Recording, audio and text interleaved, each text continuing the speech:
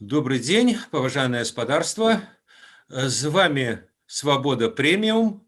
Я Юрий Дракахруст, а таксама удзельнікі нашай сённяшняй перадачы. Гэта эканамісты Дмітрий Крук, старэйшы эканаміст, старэйшы аналітык даследнага цэнтру Бюрок. Дміцер, прывітанне. Добрый день. И Олесь Аляхнович, дорадца Светланы Тихановской по эканамічных пытаннях и вице-президент даследнага цэнтру Кейс. Прывітанне, Олесь. Вітаю. Тэма нашай сённяшняй гутаркі ці прададуць беларускае фамільнае срэбра расейцам. Нагода для нашай гутаркі гэта паведамленне прадстаўніка амерыканскай атлантычнай рады, амерыканска-шведскага эканаміста Андерса Ослунда, які в інтэрв'ю нашаму радыё распавёў пра тое, што паводле яго інфармацыі буйныя расійскія прадпрымальнікі уже маюць планы на набыццё велізарных ласых кавалкаў беларускай эканомікі. Прынамсі, ён гаворыць там пра расійскага прадпрымальніка Дмітрия Мазепіна, гаспадара Урал-Калія Уралхіма, які паводле Ослунда ўжо ўзяў дзяржаўны крэдыт на 6 мільярдаў, даляраў, і паводле ізноў жа этого эксперта на набыццё Беларусь-Калія и Гродно-Азот. Яны стасуюцца з его бізнесам в России, ён хоча это набыць. І таксама піша Ослунд пра тое, што Михаил Гуцерыеў, так сказать, добрадзей, які мінулы год на пачатку году прадаваў нафту Беларусі, які валодае 42% мазырскага НПЗ, паводле ізноў жа эксперта, что ён хоча купіць і нафтан. То есть, всего два прадпрыемства, одно он амаль палову валодае, хоча і другое. Акрамя таго, грамадскі дзеяч, вядомы беларускі Миколай Халезін, напісаў, што паводле яго звестак таксама ёсць планы прадаць БМЗ. Фамільнае срэбра, і паводле, ізноў жа, я кажу, экспертаў, кажуць, што іх выставляюць на продаж. Олесь, наколькі вам падаецца верагодным, што і сапраўды выставляюць, і сапраўды ці то ўнутраныя патрэбы ціснуць, ці рускія ціснуць, так сказать, бяруць за горла, не так, не мыццём, так катаннем, не інтэграцыяй на высокім там палітычным узроўні, а так сказать, адгрызаючы кавалачкі. Дзякуй за пытанне. Такіх чутак і такіх спекуляцый на гэтай тэме ўжо было багата. І 10 гадоў таму, і 5 гадоў таму, і раней былі нават інтэграцыйныя планы, калі было распісана, што там МАЗ з КАМАЗам павінен яднацца, што там нафтаперапрацоўчыя з нафтаперапрацоўчай, Гродна, Азот з іншымі. Інтэграл быў у гэтых спісах. То бок час ад часу такія спісы з'яўляюцца, але ў прынцыпе, калі не лічыць Белтрансгаз, то Лукашенко не прадаў такіх буйных дзяржаўных прадпрыемстваў расейцам. І калі не лічыць яшчэ 5 банкаў Беларусі, якія належаць Расіі. На дадзены момант я асабіста пакуль што не лічу вельмі верагодным продаж гэтых прадпрыемстваў Расіі. Па-першае, таму што Лукашенко пойдзе на гэта ў самы апошні момант, калі сапраўды ўжо будзе не хапаць валютных рэзерваў у Нацбанку. І па-другое, таму што гэта таксама страта кантролю над прадпрыемствамі, гэта таксама можа быць бунт. Уявіце сабе, калі раптам Лукашенко сёння ці заўтра аб'явіць, што ён прадае Беларусь-Калій.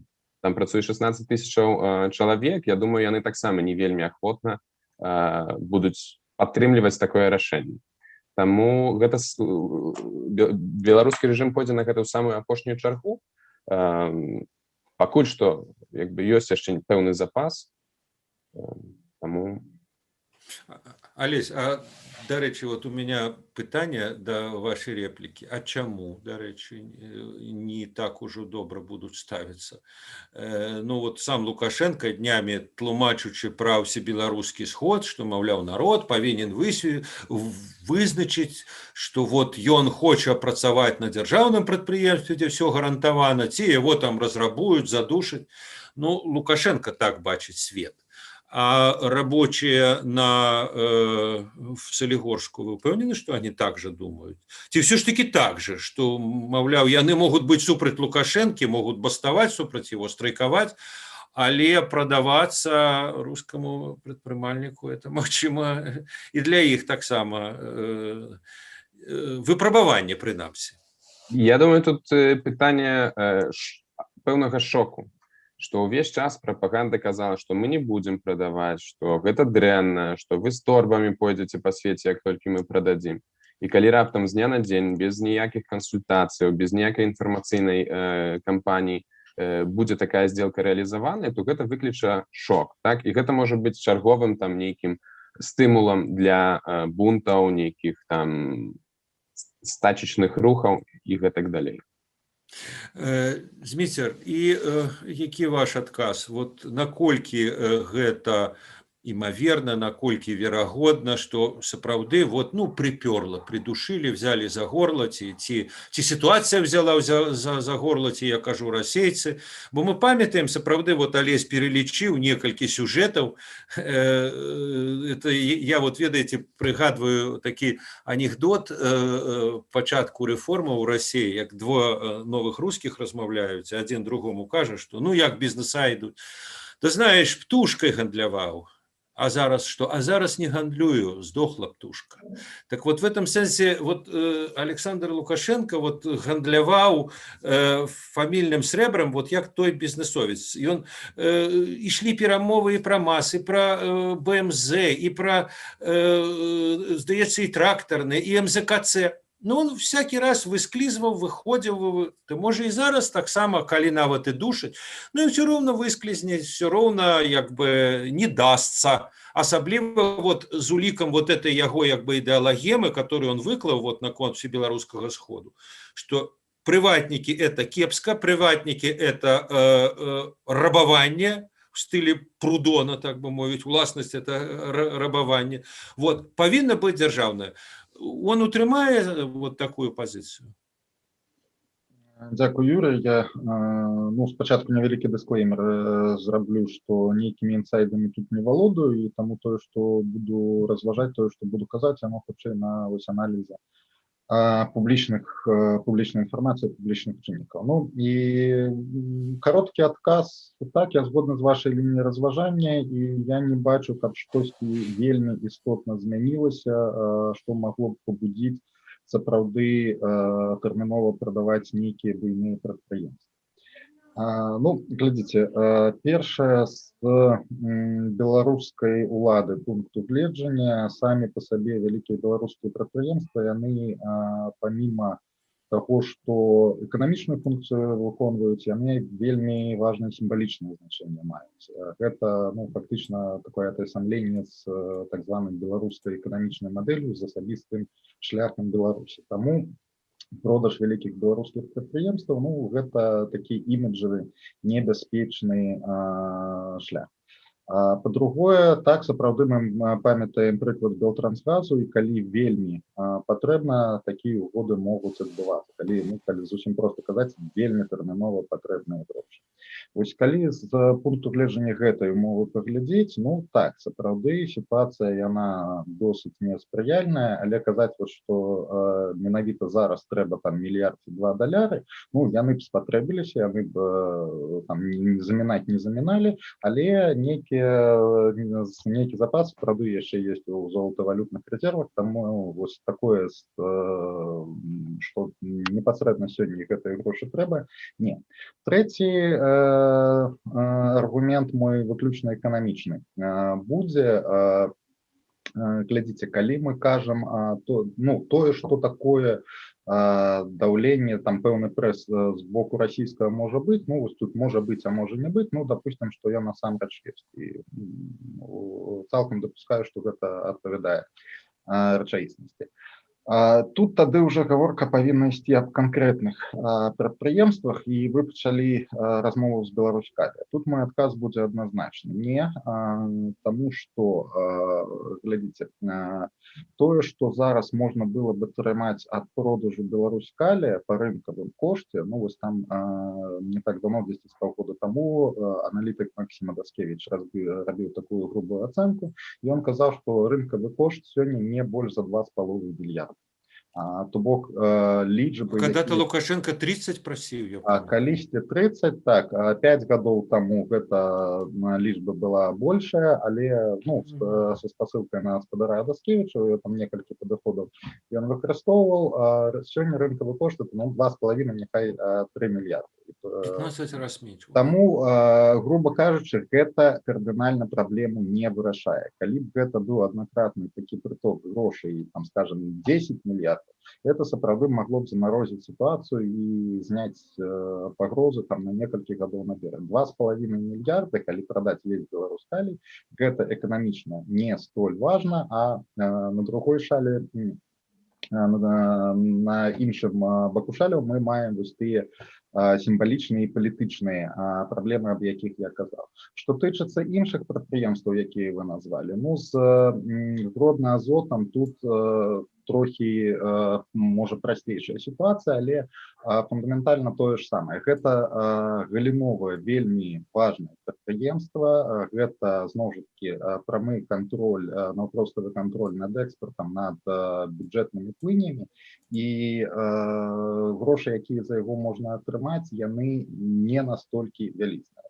Не буду ўжо дэталі па іншым, можа, у іншых пытаннях закранем прадпрыемства пераходзіць, але ж агульная картинка, як мне падаецца, яна больш-менш такая ж, вось як на прыкладзе Беларускалі, таму я не бачу нейкіх істотных зрухаў у параўнанні сітуацыі апошняга дзесяцігоддзя, што б магло пабудзіць беларускія ўлады адрэагаваць на расійскі прэс, калі ён сапраўды існуе, іншым паттернам паводзінаў.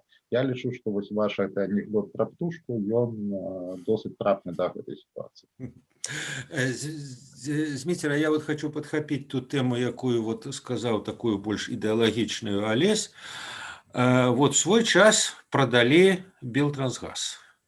Так сказать, пришел русский драпежны бізнес, так сказать, раздзеребанил. Як жывуць людзі, якія працавалі, як жывецца працаўнікам былога Белтрансгазу, зараз оно как-то нават інакш называецца. Яны страцілі, іх выгналі на вуліцу. Вы не ведаеце часам? Дэталёва не ведаю, але амаль упэўнены, што там значных скарачэнняў не адбылося. Так, менеджмент, напэўна, змяніўся, і топ-пазіцыі, безумоўна, Газпром расставіў сваіх людзей, але ж сярэдні склад і звычайныя працаўнікі, я мяркую, хутчэй за ўсё, там ўсё засталося з пункту гледжання занятасці плюс-мінус адно і тое ж, і для беларускіх працаўнікоў, мне падаецца, неістотна змянілася карціна. Я не валодаю нейкімі інфармацыяй з гэтага прадпрыемства, але вось статыстычных паказчыкаў няшмат там што змянілася па занятасці, я маю на ўвазе. А зараз да тэмы, якую вы ўжо закраналі, на якой, уласна, вы грунтавалі сваю аргументацыю,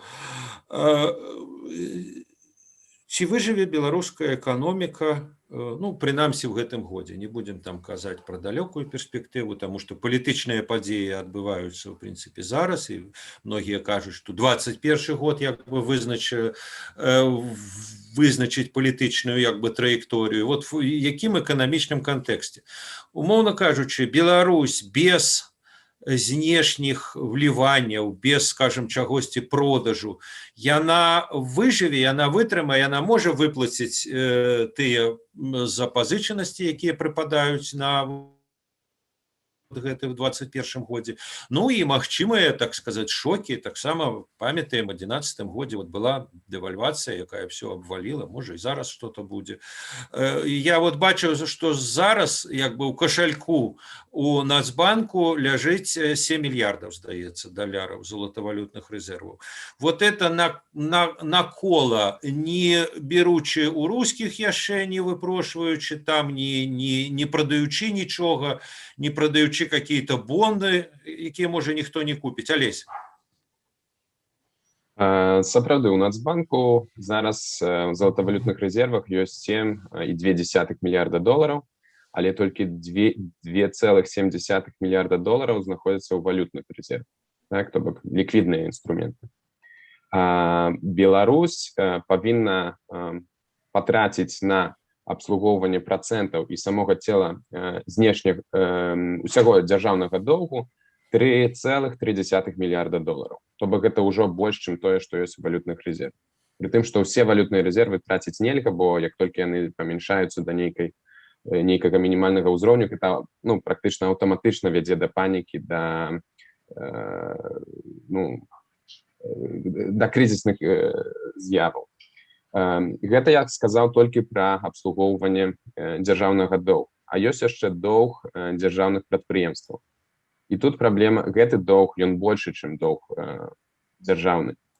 І тут можна прывесці прыклад БМЗ, які павінен сплаціць у лютым гэтага году, вось цяпер 1,5 мільярда долараў крэдыту, які ён взяў раней на мадэрнізацыю. 1,5 мільярда долараў. Вельмі вялікія грошы.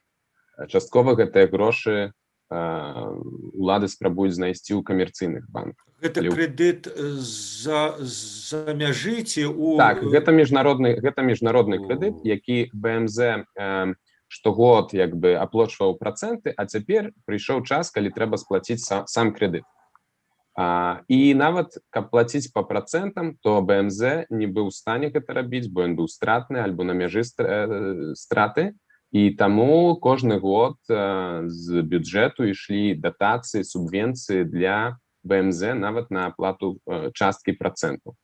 Таму вось БМЗ гэта адзін толькі з прыкладаў. А такіх стратных прадпрыемстваў дзяржаўных у Беларусі значна болей.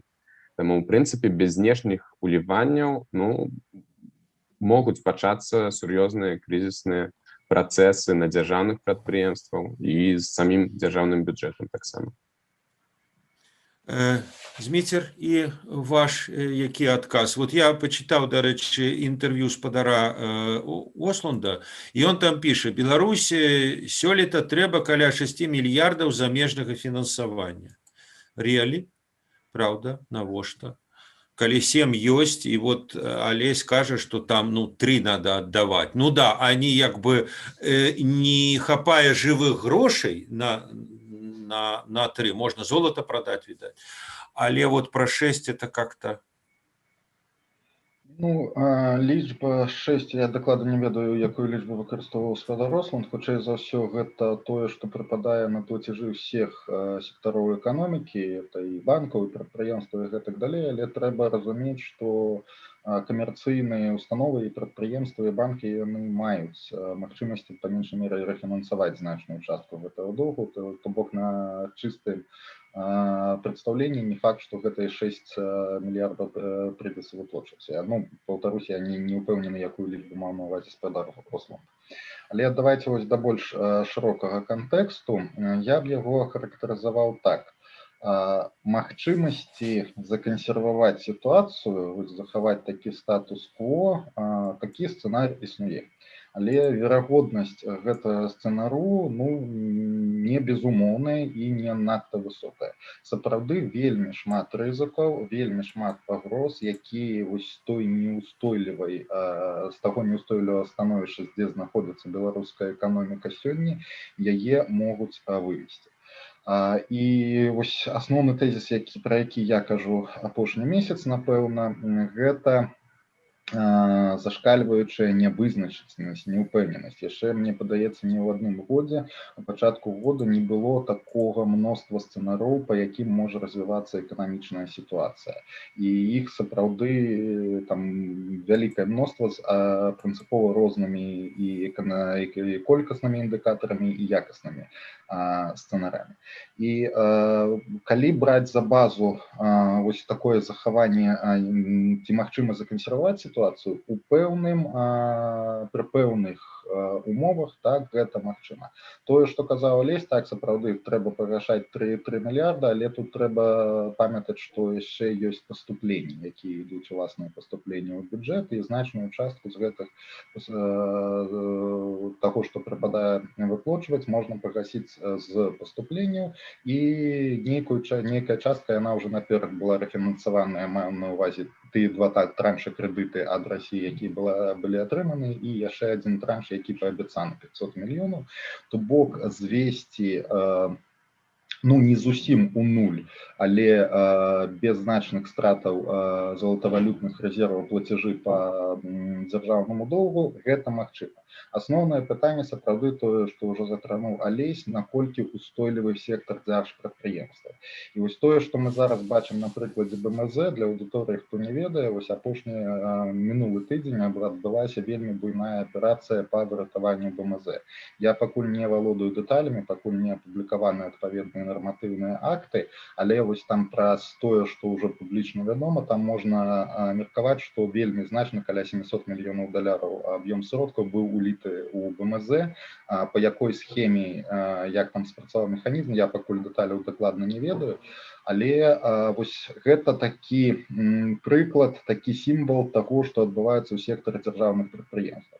Вось галоўнае пытанне 2021 году я паставіў наступным чынам, і ад яго фактычна залежыць, па якім сцэнарыі і якасна і колькасна пойдзе развівацца сітуацыя, наколькі устойлівы гэты сектар, ці удасца утрымаць іх плацежаздольнасць і выконванне імі сваіх абавязацельстваў па тых крэдытах, якія былі выдадзены раней. І ці зможа дзяржава, вось як у выпадку БМЗ, у выпадку неабходнасці іх падтрымаць і забяспечыць, каб яны засталіся на плаву.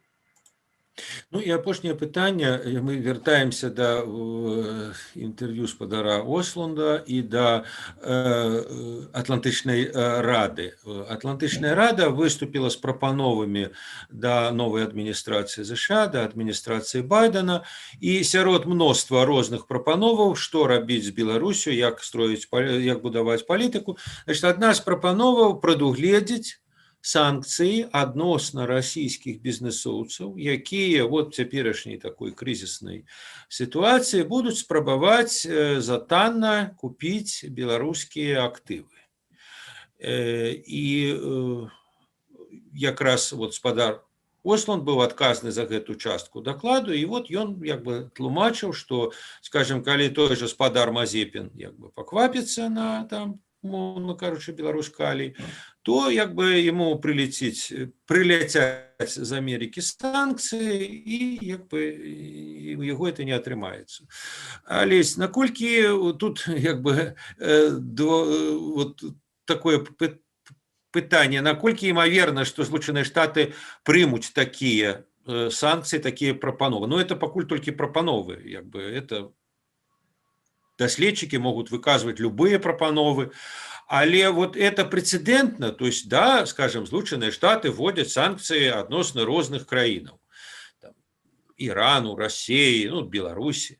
А вот так, что мы вводим санкции адносна расейцаў, каб яны нешта не купили, а як же свобода рынковых адносінаў, вот Змейстер сказал, упала цена. Была 30 Лукашенко хотел, стала 2,5. Почему тут Мазепин? Рынок, так сказать, рынок вырашае. Ці все-таки могут быть рынок рынком, а геополитика геополитикой. Наколькі імаверныя вот такие санкции адносна третьих, адносна расейцев, калі яны захочуць нешта купіць Беларусі? Я лічу, што гэта магчыма. Я не буду казаць, што гэта там вельмі імаверна, 100% будзе, але гэта магчыма. Чаму я так лічу? Прыклад з інвестыцыяй Nord Stream паказаў, што калі Амерыцы на чымсьці залежыць, яна гэта можа зрабіць. І не гледзячы на інтарэсы Нямецчыны, не гледзячы на інтарэсы Францыі, на іншых краін у Еўрапейскім Саюзе, якія былі гатовы інвеставаць у Nord Stream 2, гэты паўночны поток, нафтапровод, то амерыканцы практычна заблакавалі любыя заходнія міжнародныя інвестыцыі, толькі расійскі капітал можа гэта рабіць. Таму гэты прыклад паказвае, што калі ЗША хоча, яна можа практычна, вельмі шмат. І калі яна захоча, яна можа увесці санкцыі супраць тых расійскіх прадпрыемстваў, якія захочуць удзельнічаць у прыватызацыі ў Беларусі. Я лічу, што неправільна казаць, як спадар Осланд сфармуляваў гэта, што гэта павінны быць санкцыі супраць расійскага бізнесу, які будзе удзельнічаць у прыватызацыі вось цяпер пры нелегітымным рэжыме. Толькі я лічу, што гэта павінна быць санкцыі эканамічныя супраць любога бізнеса, які будзе удзельнічаць у такіх прыватызацыйных сделках. Таму што пасля 5 лістапада 2020 году Лукашенко не мае легітымнасці пасля сканчэння ягоных паўнамоцтваў, і таму любыя трансакцыі, не толькі па прыватызацыі, гэта могуць быць таксама эмісія новых дзяржаўных аблігацыяў, гэтыя кантракты, дамоўленасці, яны могуць быць перагледжаны новай уладай. Зміцер, і вам тое ж пытанне, наколькі імаверныя такія крокі, наколькі яны стасуюцца з падыходам спрыянню свабоды бізнесу. Свабода азначае магчымасць, калі ёсць грошы, так купляй. Ці той момант легітымнасці, пра які сказаў Алесь, ён тут ключавы?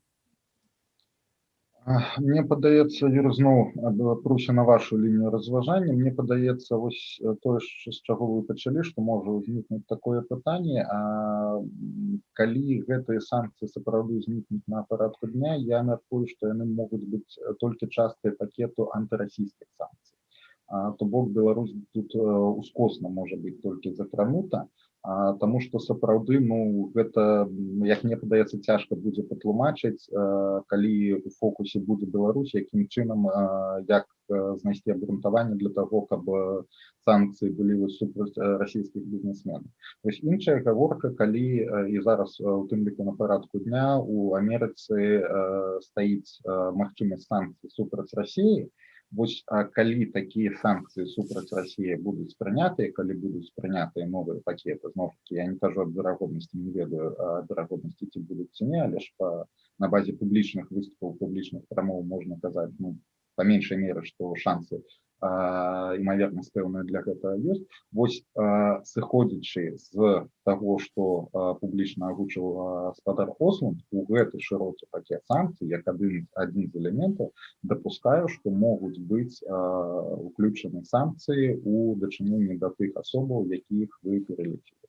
Але абгрунтаванне будзе, што гэта проста частка агульнай карцінкі для агульнага малюнка для у санкцыйнай палітыцы ў дачыненні да Расіі.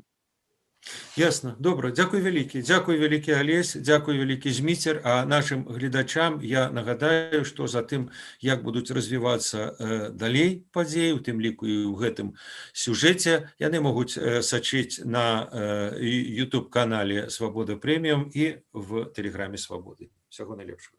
Дзякуй. Дзякуй.